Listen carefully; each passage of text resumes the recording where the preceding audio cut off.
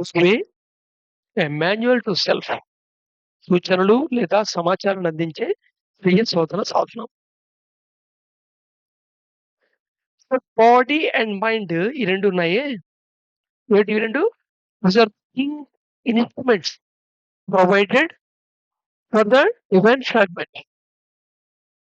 ఈ ఇన్‌స్ట్రుమెంట్స్‌నే వాడి, ఈ టూల్స్‌నే వాడి నువ్వు ఎవల్యూషన్ ప్రాసెస్‌లో, ఎగ్జిస్టెన్స్‌లో ఎవల్యూషన్ ఆర్క్ ప్రాసెస్‌లో గేమ్‌ని సక్సెస్‌ఫుల్‌గా ఆడి క్రియేషన్‌లోకి షిఫ్ట్ అయిపోవాలి. దాన్నే ముక్తి అంటాం.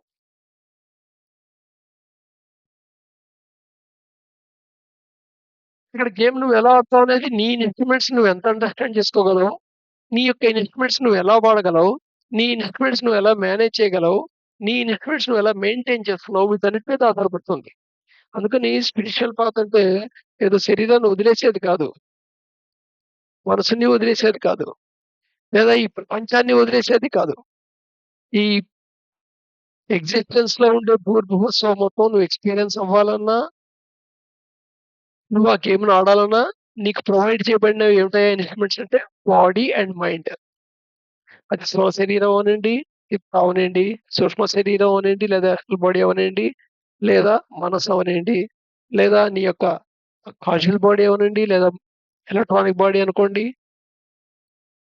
లేదా బుద్ధి అనుకోండి. So, these are the bodies and minds that they are provided play the game of existence. ఈ ఎగ్జిస్టెన్స్ యొక్క గేమ్‌ని ప్లే చేయడానికి. ఈ ప్లేలో డౌన్‌వర్డ్ ఆర్క్ అవుతున్నప్పుడు నువ్వు జస్ట్ డ్యూయల్ ఫ్రాగ్మెంట్ ఉంటుంది. విట్‌నెస్ కిందే ఉంటుంది. ఉత్సవ ఎటర్నిటీ, 7 ఎటర్నిటీస్, భువ 3 ఎటర్నిటీస్, భూ 3 ఎటర్నిటీస్ అయ్యి నార్త్ పొజిషన్‌కొచ్చేప్పటికి ఈ మొత్తం ప్రాసెస్‌లో అసలు డివైన్ ఫ్రాగ్మెంట్ యొక్క ఎగ్జిస్టెన్సే నీకు మైండ్‌లో ఉండదు. లేనిది ఉంది అని నువ్వు ఇమాజిన్ చేసుకుంటున్నావు అని నీ యొక్క మనసు, నీ బుద్ధి చెప్తుంటది నీకు. అందుకని నీ శరీరము, మనసే నువ్వు అనుకుంటున్నావు. బట్ ఈ టూల్స్ ఏవైతే ఉన్నాయో, ఈ టూల్స్‌కి కొన్ని ఇన్నర్ క్వాలిటీస్‌తో పాటు వచ్చాయవి. Body and mind come up with boredom and inertia. గమ్మత్తు ఈ 2 లక్షణాలు మనకి జాగ్రత్తగా అబ్జర్వ్ చేస్తే మనకు కనబడుతూనే ఉంటాయి. బోర్ ఫీల్ కాని వాడెవరు ప్రపంచంలో? నా చిన్నప్పుడు ఎప్పుడు బోర్ కొట్టిందనే ఫీలింగ్ వచ్చింది. బోర్ టెర్మినాలజీ అర్థమైంది అనేది లేదు. దగ్గర దగ్గర ఇంటర్మీడియేట్‌కి వచ్చేసి ఉంటానేమో.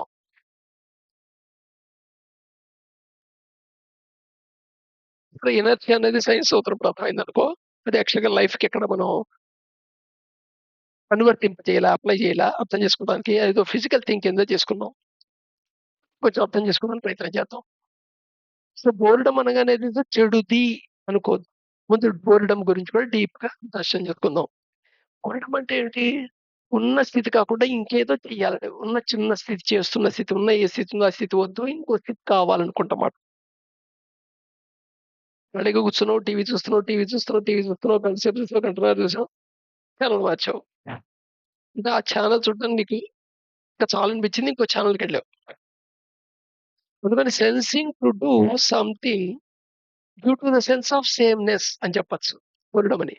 Sensing to do something. ఈ బోర్‌డమ్ దగ్గర ఏమిటి? ఏదో చెయ్యాలి. బోర్ కొడుతుంది. ఏమన్నా ఆడుకుందాం. బోర్ కొడుతుంది. పాట విందాం. బోర్ కొడుతుంది. బయటకెళ్దాం. బోర్ కొడుతుంది. సినిమా వెళ్దాం. బోర్ కొడుతుంది. ఏదైనా ఫ్రిడ్జ్ ఓపెన్ చేసి తిందాం. బోర్ కొడుతోంది. ఫ్రెండ్‌తో ఫోన్‌లో మాట్లాడదాం. ఇక్కడ sensing to do something common చేద్దాం. యాక్టివిటీస్ పక్కన పడేస్తే, నువ్వు ఉన్న స్థితి కాకుండా ఇంకో స్థితి చేద్దాం. ఏదో సెన్సింగ్ టు డూ సంథింగ్. ఈ టు డూ సంథింగ్ ఎక్కడొస్తోంది? నిజంగా పర్పస్‌ఫుల్‌గా వస్తోందా? ఆకలేసే నువ్వు తింటున్నావా? ఏ పనైనా చేస్తున్నప్పుడు చూడండి, నిజంగా ఆ పర్పస్ గురించి కాకుండా చేస్తాం. అర్జెంట్ ఇంపార్టెంట్ మెసేజ్ ఉంటే ఫోన్ చేసి మాట్లాడేవారు. ఇలా చేసుకుంటే అసలు ఎవరెవరితో కమ్యూనికేట్ చేయాల్సిన అవసరం లేదని ఫీలింగొచ్చేస్తుంది. ఇంపార్టెంట్‌గా మాట్లాడుకుంటే. ఇంక సెల్ ఉన్నదెందుకు అనే ఫీలింగ్ గూడా వస్తుంది. కానీ బట్ ఇక్కడ దాన్ని సెన్సింగ్ చేయకపోవటం, అవేర్‌నెస్‌లో సంథింగ్ టు డూ సంథింగ్ అనే సెన్సింగ్ ఫీల్ రావటం. అది దేనివల్ల? సేమ్‌నెస్ ఫీలింగ్ వల్ల. So, sameness feeling boredom. Boredom అంటే ఒక రకంగా యాక్టివిటీ రిలేటెడ్ అన్నమాట. నిన్ని ఏదో పని చేయటానికి ప్రేరణ అది. పని చేయించేది. నీ చేత ఇంకో పని చేయించే ఒక రకమైన డ్రైవింగ్ ఫోర్స్. వేరేస్ ఇనర్షియా అంటే జడత్వము ఉన్న స్థితిని కంటిన్యూ కాగలగడం. Continue to be in that state. Inertia అంటే ఉన్న స్థితిని అలాగే ఆ స్థితిని కొనసాగించడానికి ప్రయత్నం చేయడం. ఈ రెండిటి మధ్య ఎంత కాన్ఫ్లిక్ట్ ఉంది చూడండి.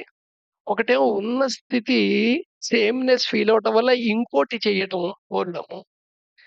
ఉన్న స్థితిని అలాగే కంటిన్యూ చేద్దాం అంటే ఇనర్షియా. ఈ రెండిటి యొక్క కాన్ఫ్లిక్టే నడుస్తుంటుంది. బాడీకి బొరడం ఉంటుంది, ఇనర్షియా ఉంటుంది. మైండ్‌కి బొరడం ఉంటుంది, ఇనర్షియా ఉంటుంది.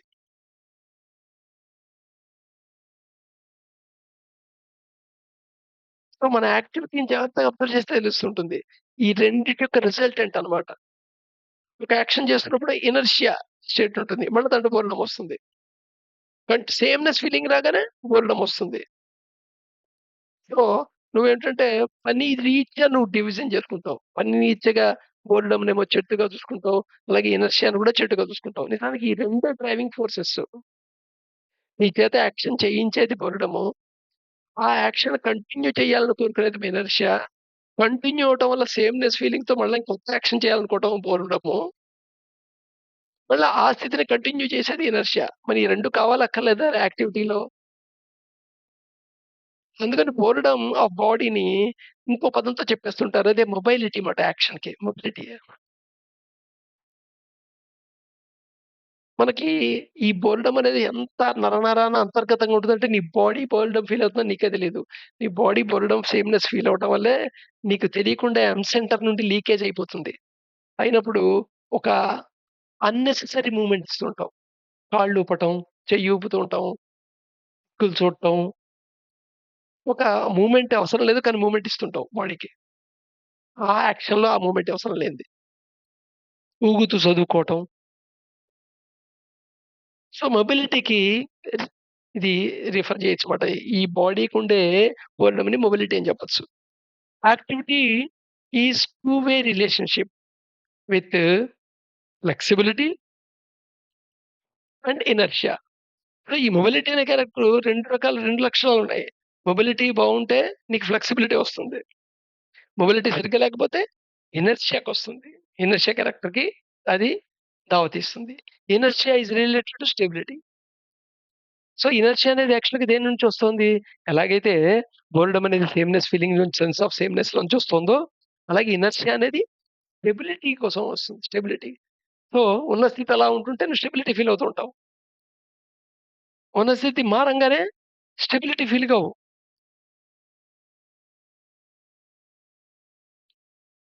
సో, ఇక్కడ అర్థమైంది కదా! సో, ఇక్కడ మంచి, చెడు, ఇది గుడ్డు, బ్యాడు, ఇది ఉండవలసింది, ఉండకూడంది, ఉండవలసిన దానికంటే ఎక్కువుంది. ఇలాగా అప్పుడే క్లాసిఫై చేయొద్దు. బట్ ఇవన్నీ బేసిక్ డ్రైవింగ్ ఫోర్సెస్ అన్నమాట బాడీ అండ్ మైండ్‌కి. Body and mind boredom and inertia అనే క్యారెక్టరిస్టిక్స్‌లో ఎంబౌండెడ్‌గా వస్తుంది. అవి లోపల ఉన్న విత్తనాలు దానికి. ఒకటేమో సెన్స్ ఆఫ్ సేమ్‌నెస్ నుండి డూయింగ్ సంథింగ్‌కి దారితీస్తుంది. ఇంకోటేమో ఉన్న స్థితిని కంటిన్యూ చేయడానికి ప్రయత్నం చేస్తుంటుంది. నిజానికి ఇవి అపోజిట్ ధృవాలు లాంటివి. హ్మ్. బైపోలార్స్ ఇవి. ఒకటి ఓ డైరెక్షన్‌లో పనిచేస్తుంది. ఒకటి ఓ డైరెక్షన్ ఆపడానికి ట్రై చేస్తోంది. అట్ ద సేమ్ టైమ్ సహకరించే పొజిషన్‌కి వస్తుంటుంది. రేపు మళ్ళా కంటిన్యూ చేద్దాం.